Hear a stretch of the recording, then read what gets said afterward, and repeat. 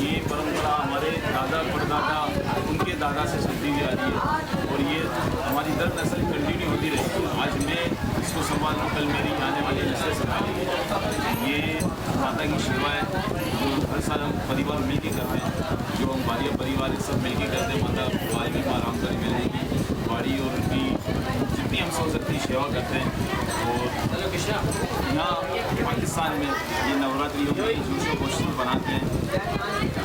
पाकिस्तान की तरफ से हमें फुल सिक्योरिटी मिलती है और नवरात्रि में 9 दिन माता रानी के जागरण हम से बनाते हैं।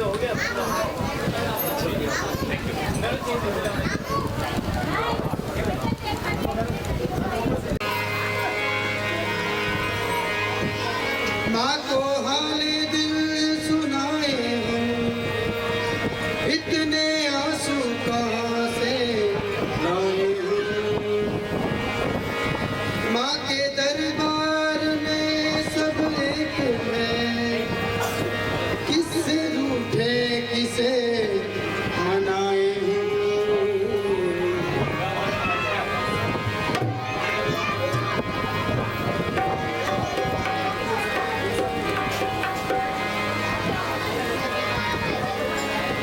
मुसीबत माने सबकी एक पल में टाली, सकल कुर्बानी